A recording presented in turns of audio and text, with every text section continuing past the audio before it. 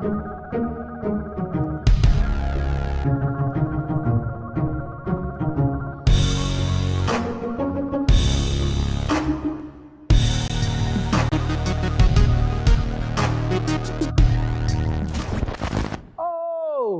what's up, guys? How are y'all doing today? Look, guys, I know we've been going through this series of identity theft. You know, we've been arrested.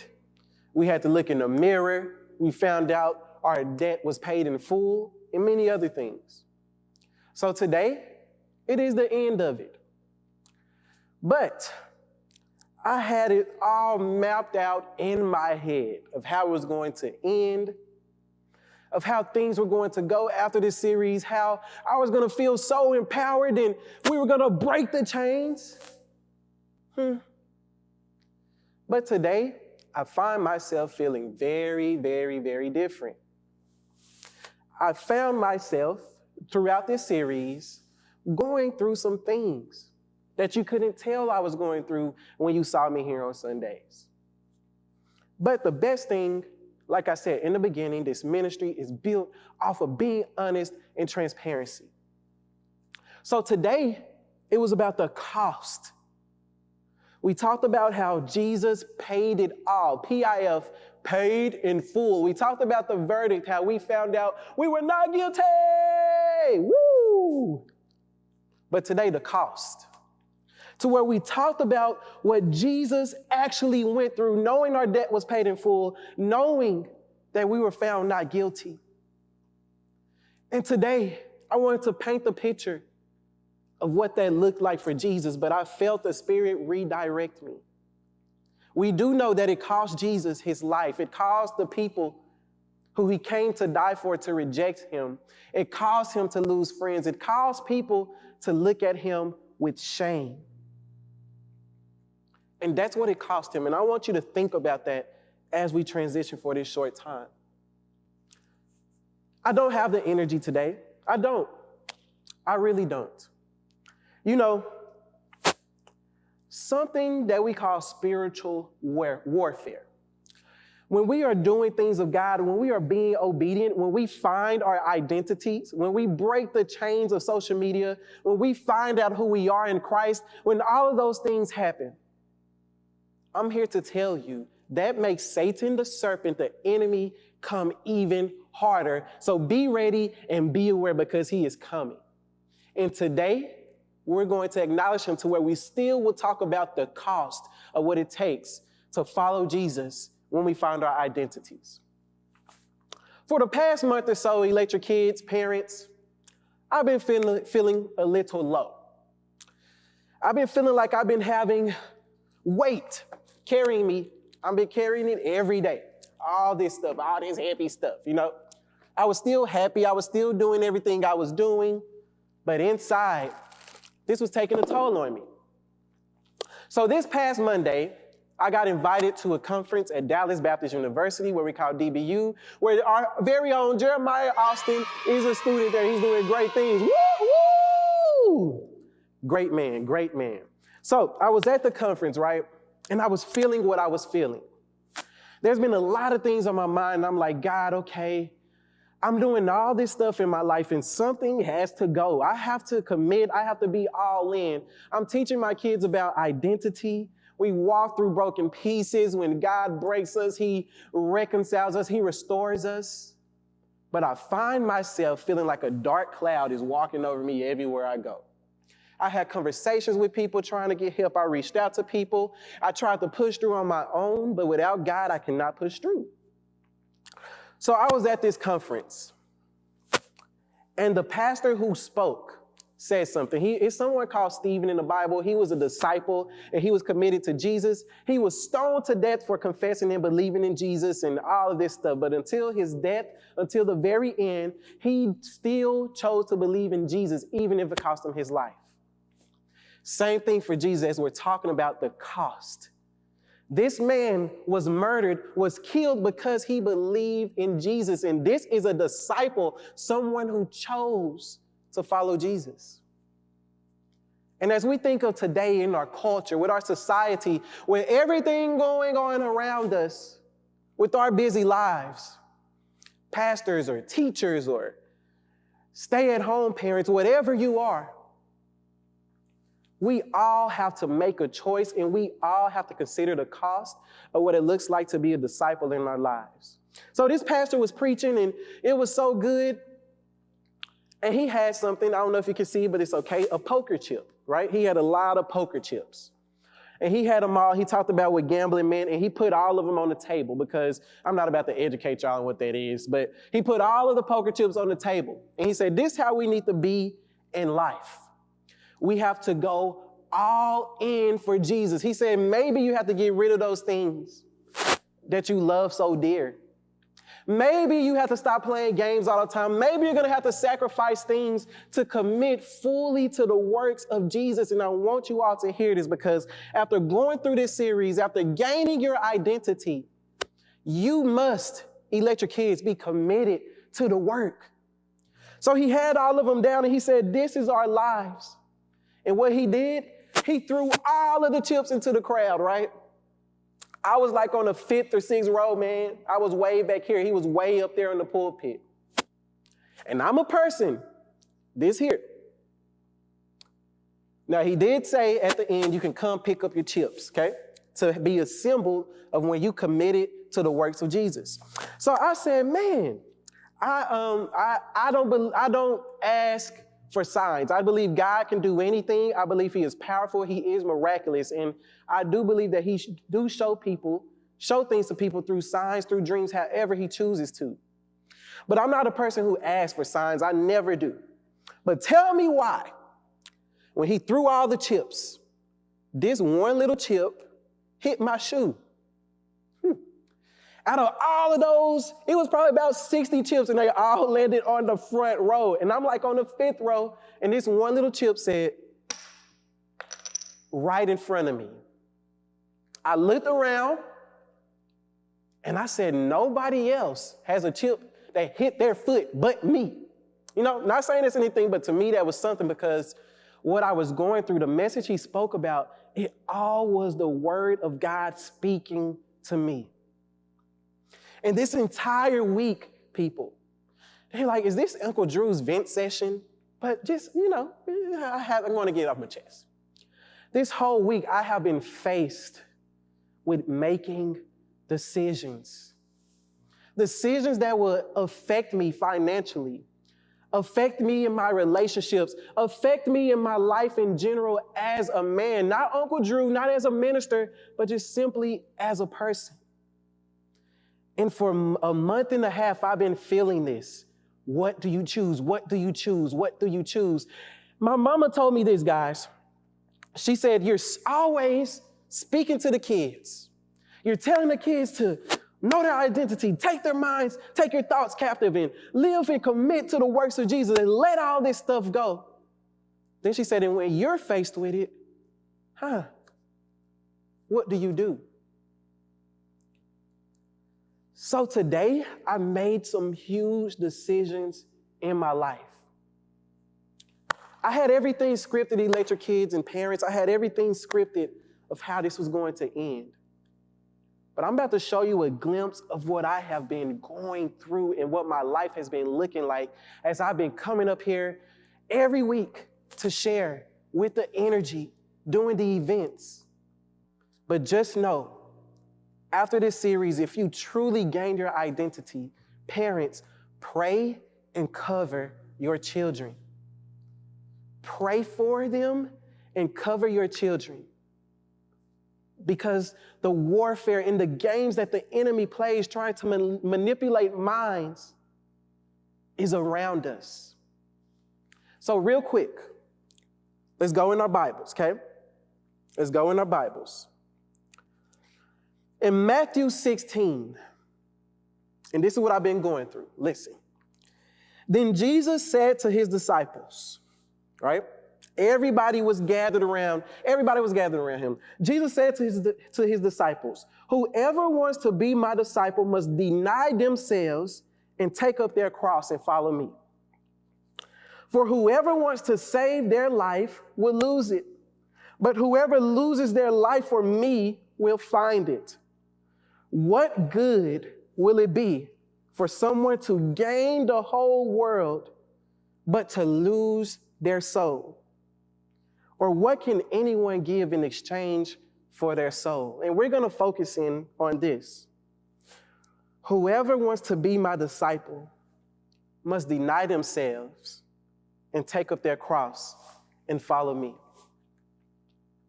We know the cost of Jesus, what he did when he died for us.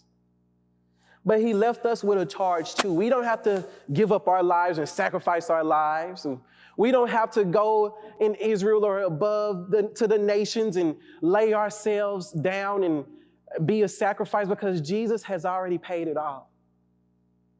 But as we think about our lives and as we transition, as we grow, the more responsibility we have, sometimes those things will be used as distractions to keep us off our focus. So we must daily have to consider the cost of what it means to be a disciple.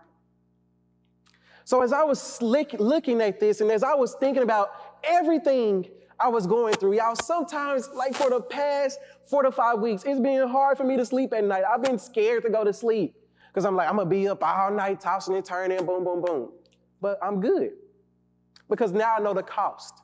I know what is required of me to be okay for the sake of the kingdom. God has called me to be here at CMBC. I don't know how long, I don't know why, but he has definitely called me here. And in calling me here, he wants me to commit to the works of God here. And to the parents and to everybody watching, I want to say this. I am committed to the works of Christ here at CMBC fully. I'm laying out on the table, letting everybody know Uncle Drew is fully committed. And you might be like, I thought you was already committed. And I have no idea what this message is turning, y'all. This is not on my script, but I'm liking it. I feel good as I'm speaking. So we're going to keep walking. This is the last episode. I can do it, right? Okay. So look, guys, everybody knows who knows me personally, I have a business, I have friends, I have all of these things, right? And I'm at CMBC and I'm having fun, I'm enjoying life. Oh, Uncle Drew is doing his lessons. He's doing everything he needs to do, right? It looks that way. But again, remember, I hit a point to where everything just started overwhelming me. Like I said, I was walking in the church, I was smiling, but then after I have to go and I have to cut some grass. And I'm tired. But then I get a call from a parent, or I get a call and I can't be there. I'm missing my students' games. I'm missing all of this stuff because I'm doing my own thing. We know we have to survive. We know we have to do things. But as I think about the scripture, and we're getting here, and I'm actually almost finished. The cost of being a disciple. One thing, when you see Jesus calling his disciples, you always see them. You always see him telling them to drop everything, to not forget about your family, to not love people, but to drop everything and fully commit to follow me. So I challenge you to those things that you are holding on to, that God is already speaking to you and saying, you know what? Make room for me. Let go of these things. I challenge you to drop it and follow Jesus. Hashtag drop it. Woo. So look, guys, my voice cracked. So look, guys, God has all this stuff that he wants for me to do here in my life. But I'm like, okay, God, I'm running a business, or, well, God, I have to be here. I have to do this. I have to do that. Oh, man, I got to make sure I'm at this spot. Woo, it's getting a little heavy, y'all. I have to make sure that I'm doing this, or make sure that I'm saving the money or renewing my lease, whatever things I've been going through in my life. To where I noticed that I was walking around with my hands full, dragging everything.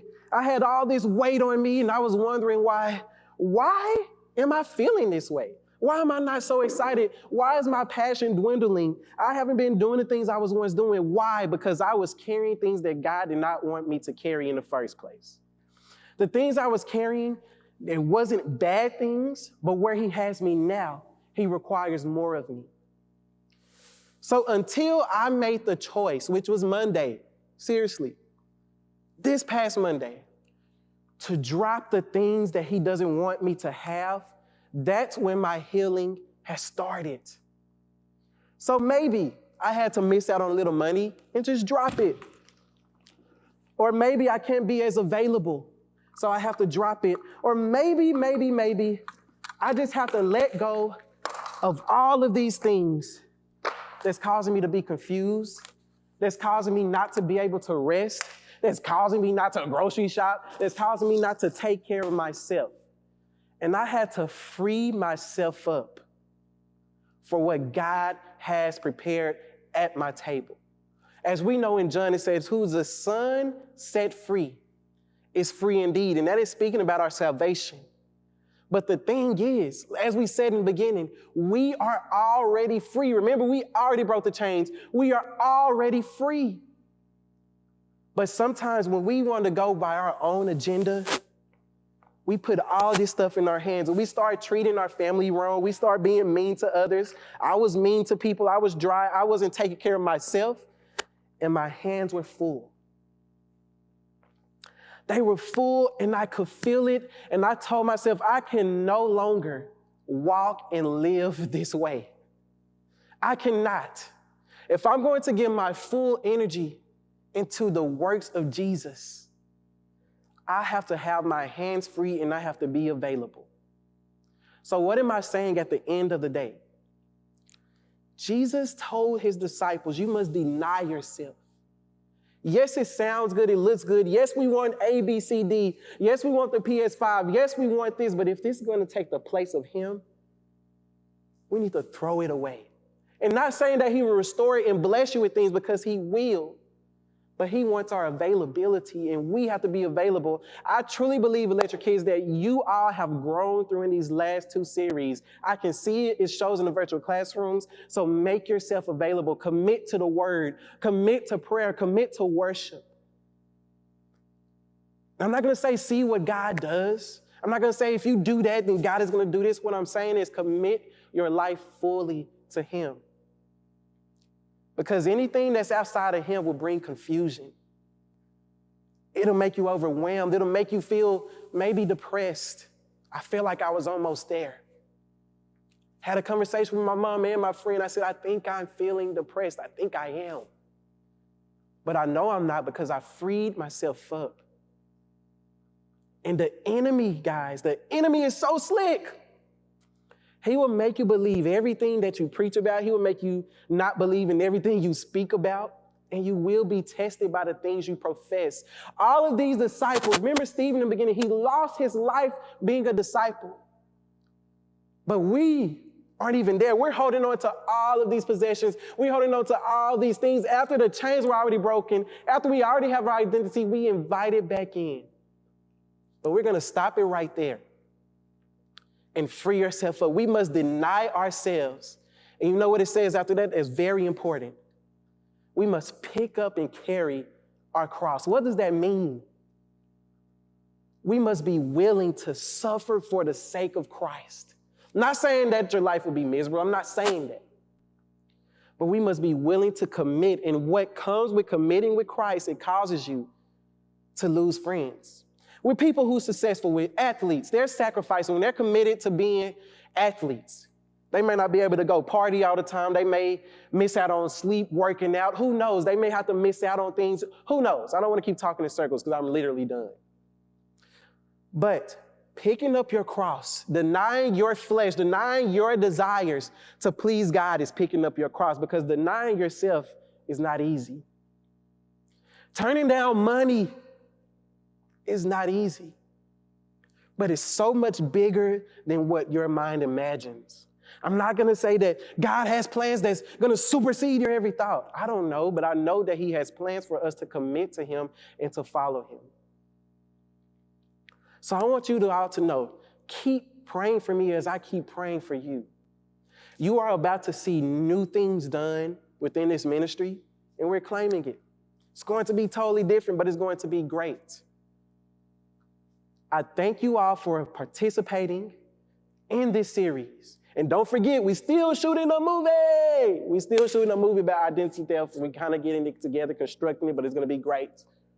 But look, guys, I love you all. And remember, your chains are now gone. You are set free. Your debt is paid in full. You are no longer that person. You are no longer that insecure person. You are no longer depressed. You are no longer down. You know your image in God. Parents, pray for your children, cover them. Children, pray for yourself and know there is a cost to follow him. I love y'all. Y'all be good. And I see y'all soon, but just know with Jesus, everything is litty. Ooh, I like that dance. Boom!